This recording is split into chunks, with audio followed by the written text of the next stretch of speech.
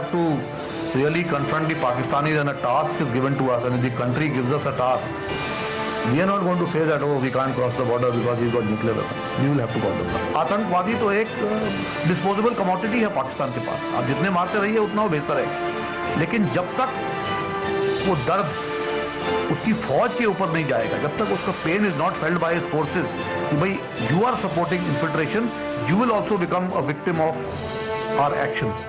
तो इसके तहत जो हमने कार्रवाई करी है, हमने जो सीज फायर वायलेशन किए हैं, बढ़ोतरी सीज फायर वायलेशन में इसलिए हुई है कि जो पाकिस्तानी पोस्ट जो टेररिस्ट को सपोर्ट कर रही है, हमारा मकसद ये रहा है कि उन पाकिस्तानी पोस्ट को बर्बाद कर दिया जाए ताकि वो जो पोस्ट हैं वहाँ. Believe that Chief of Army Staff is a very responsible appointment, and 4-star general is a rank with age-long experience and maturity.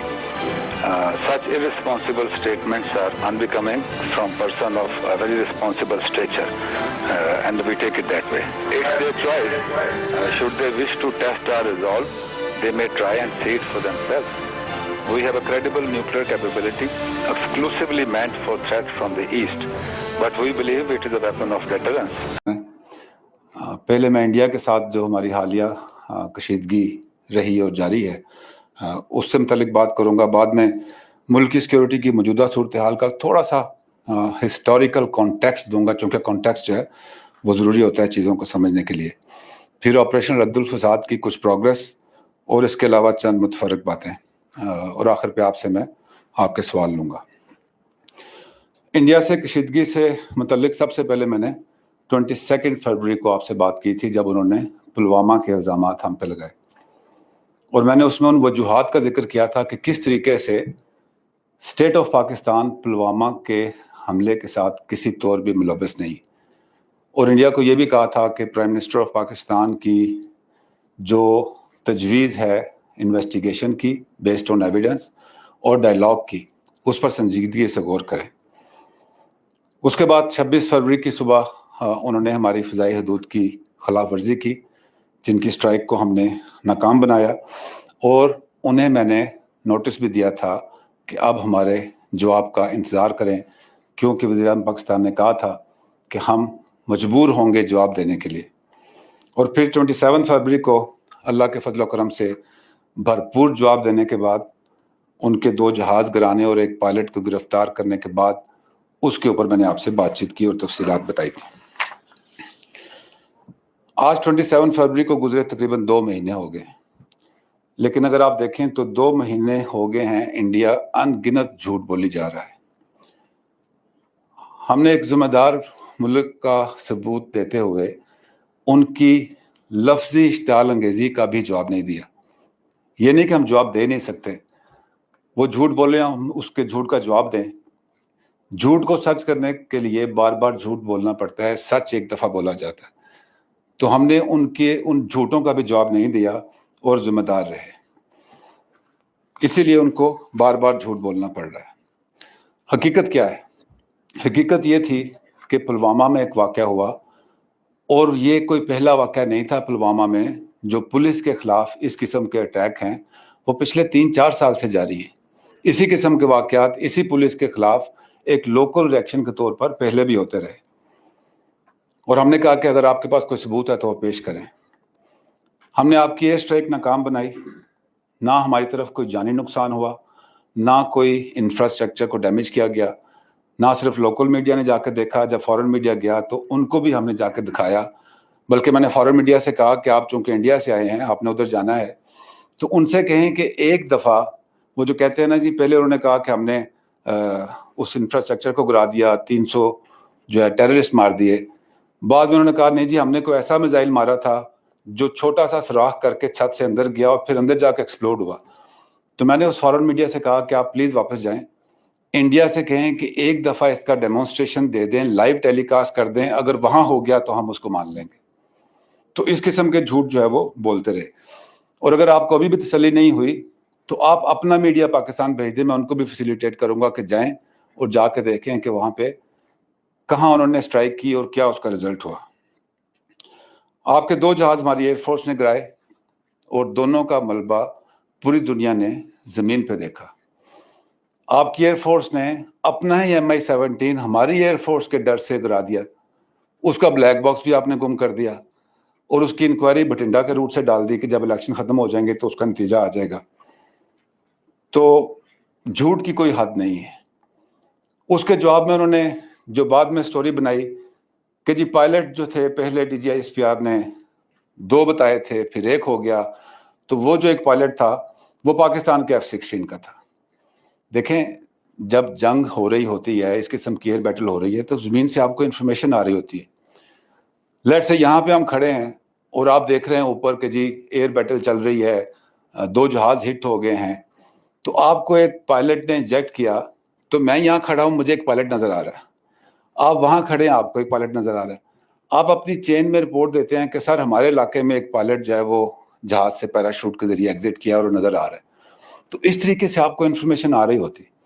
جب میں نے پریس کانفرنس کے لیے آنا تھا تو ٹویٹ میں میں نے ایک پائلٹ کہا تھا, اور جو رپورٹس آ رہی تھی کہ سر ہم نے ایک پائلٹ کو دیکھا ہے, تو ان رپورٹس کی بنیاد پر مجھے یہ تھا جی کہ ہو سکتا ہے کہ اور بھی پائلٹ, کیونکہ 2 جہاز گرے.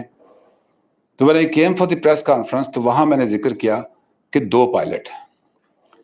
جب میں واپس گیا اس وقت تک رپورٹ جو ہے وہ کلیئر ہو چکی تھی, تو آئی میڈ آؤٹ کہ ایک ہی پائلٹ تھا.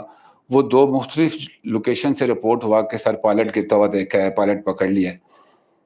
تو اگر ہم نے ایک پائلٹ اناؤنس کیا اور بعد میں اس کی میں نے کریکشن بھی کی, خود لکھ کے کی, تو آپ پہلی بات کو ہی مانتے ہیں, دوسری بات کو آپ لے کے بیٹھے ہوئے ابھی تک کہ جی 2 پائلٹ بتائے تھے, تو ایک پائلٹ بھی تو میں نے بعد میں تصحیح کی. تو آپ کسی بھی سارے جھوٹ بولنے کی کوشش کرتے رہے لیکن آپ کا کوئی جھوٹ ثابت نہیں ہوا. پھر آپ نے کہا جی آپ نے ہمارا F-16 کرایا. آج کے دور میں کوئی بات چھپتی نہیں. F-16 تو بہت بڑی چیز ہے, آج کل تو موٹر سائیکل لگ جائے تو اس کی خبر نہیں چھپتی. پھر یونائٹڈ اسٹیٹس نے جو بھی آپ نے آرٹیکل میں پڑھا کہ پاکستان کے F-16 کی کاؤنٹنگ کی.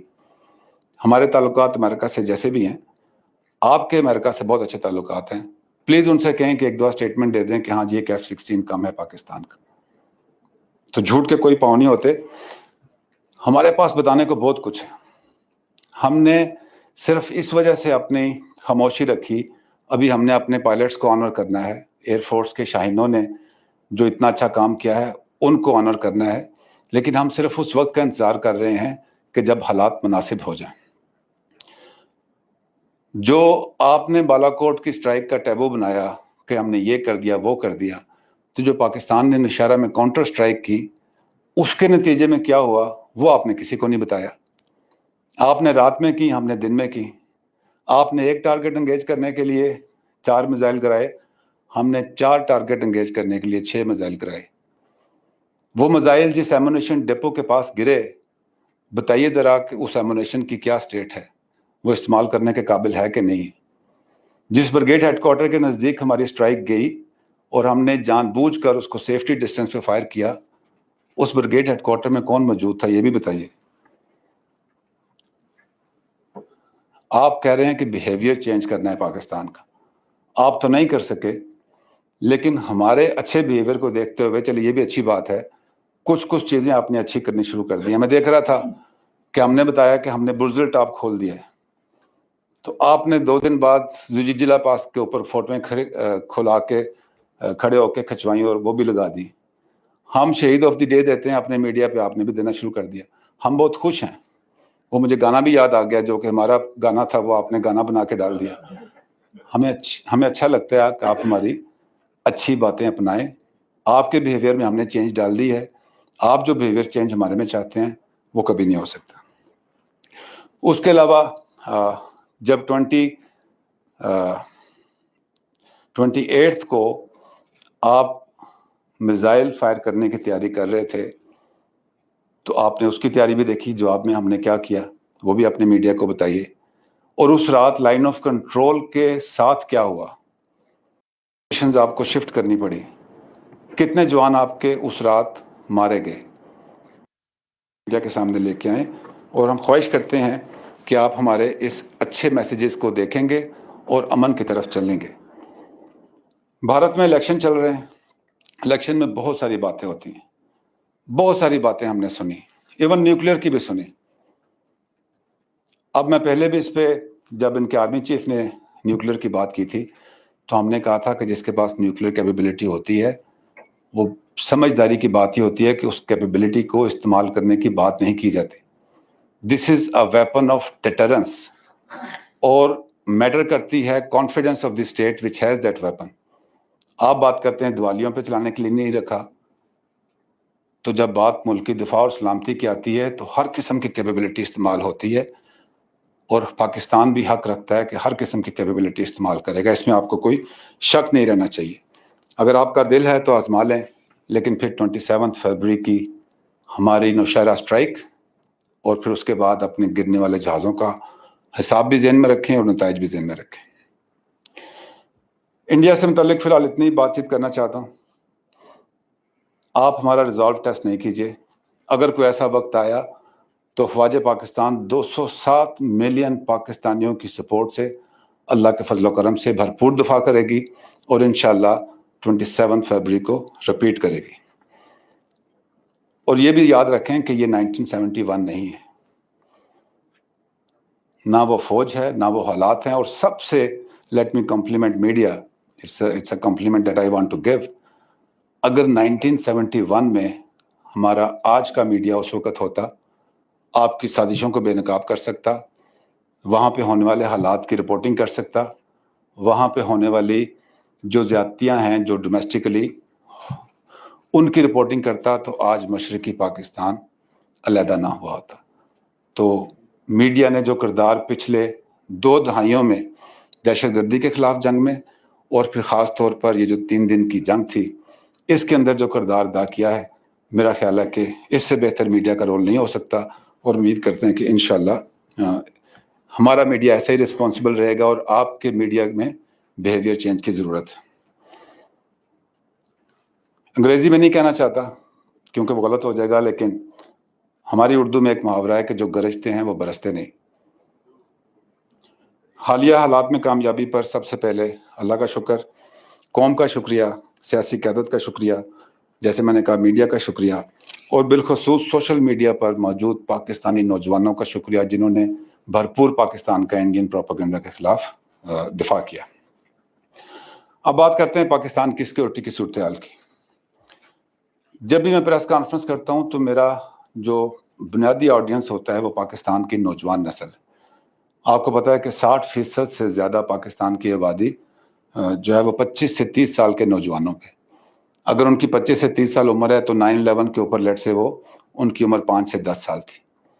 ان بچوں نے اپنے ہوش سنبھالنے کے بعد پاکستان میں دہشت گردی دیکھی, آپریشنز دیکھے, لا اینڈ آرڈر کی سچویشن دیکھی, تو ان کے خیال میں یہی پاکستان ہے. انہوں نے جو ہے وہ پاکستان دیکھا نہیں. آلدو کہ ہم اس جنگ میں کامیاب ہو رہے ہیں, لیکن ابھی بہت سا کام جو ہے وہ کرنا باقی ہے. تو یہ نوجوان سوچتے ہوں گے کہ یہ پاکستان آج کا ایسا پاکستان کیوں ہے, کیوں پاکستان میں یہ حالات ہوئے, اور کیوں یہ جنگ جو دہشت گردی کے خلاف ہے. اس لیے میں تھوڑا سا کانٹیکسٹ آپ کو بتانا چاہتا ہوں. میں نے پہلے بھی اس پہ بات کی تھی کہ 60 اور 70 کی دہائی میں پاکستان ایک بہت اچھا ملک تھا. ہماری تمام چیزیں بہتری کی طرف جا رہی تھی. ہماری جو GDP گروتھ تھی وہ تقریباً 11% سے اوپر تھی. ہمارے روپے کی ویلیو تقریباً 4.5 روپے کے اگینسٹ $1 تھا. جو ایگریکلچر کا شیئر تھا ہمارے GDP میں وہ 46.22% تھا. بڑے اچھے ہمارے جو ہیں وہ سوشل انڈیکیٹرز تھے. پولیس بڑی افیکٹو تھی, لا اینڈ آرڈر سچویشن بہتر تھی, ریلیجیس اور سیکٹیرین ہارمنی تھی ہمارے اوپر, ایک ماڈریشن کا دور تھا. لیکن اس کے بعد کچھ ایونٹس ایسے ہوئے کہ پاکستان ان حالات کی طرف چلنا شروع ہو گیا جس میں آپ آج فیل کرتے ہیں. تو انوائرمنٹ کے لحاظ سے ہمارے خیال میں 4 ایسے بنیادی وجوہات ہیں جن کی وجہ سے آج کا پاکستان ہے. سب سے پہلے جب ہمیں آزادی ملی تو کشمیر کا مسئلہ ہمارے ساتھ آیا. اب ہمارا اس کا لنک آئیڈیالوجی کے ساتھ ہے, اسلام کے ساتھ ہے, کشمیر میں ہونے والی زیادتیوں کے خلاف ہے. ہمارا بچہ جب اسکول جاتا ہے یا اپنے والدین سے بات کرتا ہے, اپنے گرینڈ پیرنٹ سے بات کرتا ہے, تو وہ بتاتے ہیں کہ کتنی مشکل سے پاکستان بنا اور کس طریقے سے کشمیر متنازع بن گیا. تو کشمیر کے لیے, کشمیر ہماری رگوں میں دوڑتا ہے. کشمیر کے جو ہمارے کشمیری بھائی ہیں ان کی آسانیوں کے لیے, ان کی آزادی کے لیے ہماری رگوں میں جو ہے وہ ان کے ساتھ سپورٹ شامل ہے. تو ایک آپ کی آئیڈیالوجی کے ساتھ لنک کرتے ہوئے ہر وقت پاکستانی جو ہے کشمیر کے لیے جنگ کرنے کے لیے تیار رہتے ہیں. تو ان کے ذہن میں ہے کہ اس کشمیر کو ہم نے آزاد کرانا ہے اور اس کے لیے ہمیں جو بھی کرنا پڑا ہم کریں گے. آپ نے دیکھا ہوگا کہ اس میں 48 کی وار ہوئی, 65 کی ہوئی, پھر 71 کی ہوئی, 99 کی بھی ہوئی. تو ایک کنٹینیوس اسٹرگل ہے فار سپورٹ ٹو کشمیریز تاکہ ان کو اپنا حق مل جائے. دوسرا پھر پاکستان کی ایک جغرافی ہے, ہم ریلیونٹ ہیں خطے میں. افغانستان میں 40 سال سے پہلے سوویت یونین آئے, پھر 9/11 کے بعد US لیڈ فورسز آئیں, تو خطے کے اندر پراکسیز جو ہیں وہ انٹرنیشنل چل رہی ہیں. اس کے نتیجے میں ایک جہاد کی ترویج شروع ہوئی 1979 کے بعد افغان وار کے ساتھ. ساتھ ہی آپ دیکھیں ایران میں جو ہے وہ ریولوشن بھی آئی. اس کا امپیکٹ ہمارے معاشرے پہ یہ ہوا کہ ہمارے معاشرے میں مدرسے بڑھنے شروع ہو گئے, ان میں جہاد کی ترویج زیادہ ہو گئی. افغانستان کے اندر جو جنگ تھی اس کو جائز قرار دے کے اس وقت کے حساب سے ڈیسیژن لیے گئے, اور اس طریقے سے ایک جہاد کی فضا پاکستان میں قائم ہو گئی. اس کے اندر جو دوسری پراکسیز تھی خطے کے اندر, سعودی عرب بھی ہے, ایران بھی ہے, تو ایک سیکٹیرین کلیش بھی شروع ہو گیا. عسکریت پسندی اور انتہا پسندی ہمارے معاشرے کے اندر سنک کرنا شروع ہو گئی. تیسری وجہ, اور اس پہ ہم نے 9/11 کے بعد کچھ کام بھی کیا, میں اس کے بارے میں آپ کو بعد میں بتاؤں گا. 9/11 کے بعد جب لینڈسکیپ چینج ہوا تو ہمارے ریجن میں جو پاور کنٹیسٹیشن ہے وہ جیو پولیٹکس کے ساتھ ساتھ جیو اکانومی پہ بھی شروع ہو گئی. امریکہ کے اپنے انٹرسٹ ہیں, چائنا کا اپنا انٹرسٹ ہے, انڈیا کا اپنا انٹرسٹ ہے, ہمارے ایک اپنا انٹرسٹ ہے. تو بین الاقوامی قوتوں نے چاہا کہ پاکستان کی ان کی سوچ اور ان کے فائدے کے مطابق پالیسی بنانے پہ پاکستان کو مجبور کیا جائے. اس حساب سے ایک انوائرمنٹ بنتی ہے کہ کس طریقے سے آپ کو بین الاقوامی قوتیں اس فریم ورک میں لانے کے لیے کوشش کرتی ہیں, کیا کورسیو ٹول استعمال کرتے ہیں, کس کس قسم کے آپ کے اوپر حملے ہوتے ہیں, اور جس کو بھی ہم 5th جنریشن اور ہائبرڈ وار کہتے ہیں وہ چل رہی ہے. تو ایک وجہ یہ بھی ہے. اور آخری اور چوتھی وجہ یہ کہ بھارت میں بالخصوص جو ہندوتا کا کانسیپٹ چلنا شروع ہوا ہے, وہاں کے 200 ملین مسلمانوں کی زندگی خراب ہوئی ہے, اور اسلام کے خلاف انٹرنیشنلی جو ایک اسلاموفوبیا کی بات چیت شروع ہوئی ہے. پوری مسلمان بیلٹ جو اس میں آپ دیکھیں کہ اس میں مسلمانوں کے ساتھ کیا ہو رہا ہے. تو پاکستان ایک آئیڈیالوجی کے بیس کے اوپر ملک بنا ہوا ہے. یہاں کی جو عوام ہے اس کے دل میں درد جینونلی ہوتا ہے کہ مسلمانوں کی کیا حالت ہے. تو ان 4 چیزوں کے ساتھ جب آپ نے دیکھا تو پچھلے جو 4 دہائیاں ہیں وہ پاکستان کو ان حالات کی طرف لے کر آئیں. اب ان چاروں پہ کیا کیا کام کیا اور آگے کیسے بڑھنا ہے, اس پہ تھوڑی سی میں بات چیت کرنا چاہتا ہوں. تو جو پہلا امپیکٹ تھا, جو میں نے کہا کہ ٹیررزم آ گیا پاکستان میں جب افغانستان میں انٹرنیشنل فورسز نے آپریشن شروع کیا, تو وہاں سے پاکستان کے بارڈر جو پورس تھا اور ادھر کوئی سیکورٹی فورسز نہیں تھی. تو 9/11 سے لے کے آج تک پاکستان نے سب سے پہلے کائنیٹک آپریشنز کیے اور دہشت گردوں کے خلاف کارروائیاں کی.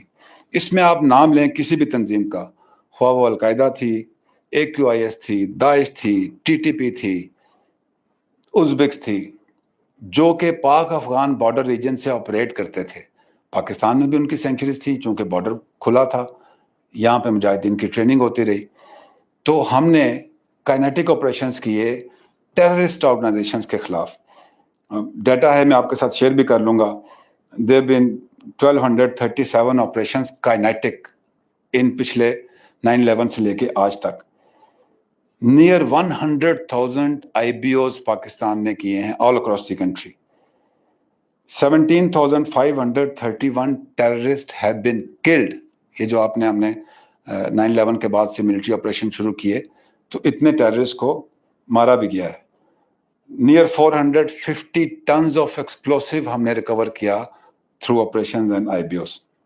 ویپنز کیے, ٹریننگ جو ان کا انفراسٹرکچر تھا اس کو ڈسمینٹل کیا, اور الحمدللہ آج ہم کہتے ہیں کنوکشن کے ساتھ, ایویڈنس کے ساتھ, لاجک کے ساتھ کہ پاکستان کے اندر किसी किस्म का कोई ऑर्गेनाइज टेररिस्ट इंफ्रास्ट्रक्चर मौजूद नहीं है। इसके अलावा हुकूमत पाकिस्तान ने, रियासत पाकिस्तान ने पॉलिसी के डोमेन में भी बहुत सारे काम किए। रफ्तार कम हो सकती है, प्रोग्रेस स्लो हो सकती है। हमने काउंटर इंसर्जेंसी रेगुलेशन किया, एंटी टेररिस्ट एक्ट किया, एक्ट ऑफ पार्लियामेंट के तहत मिलिट्री कोर्ट्स बने, और lately United nation security council order जो है 2019 और उससे पहले भी जो वायलेंट एक्सट्रीमिस्ट ऑर्गेनाइजेशंस थी उनको प्रोस्क्राइब भी किया। तो इस पे भी काम हो रहा है।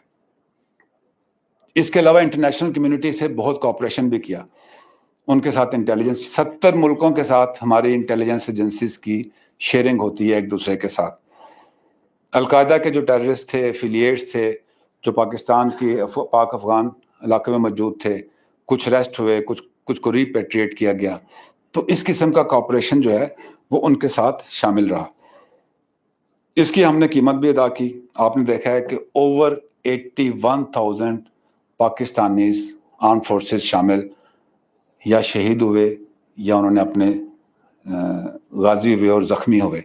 ये हमने कीमत अदा की है ब्लड में। इसके अलावा ओवरऑल इम्पैक्ट जो पाकिस्तान की इकॉनमी पे रहा है, put all together over 300 billion US dollar का हमने इस दौरान हमें इकोनॉमिक नुकसान भी हुआ है। ये तो बात थी काइनेटिक ऑपरेशन की टेररिस्ट के खिलाफ।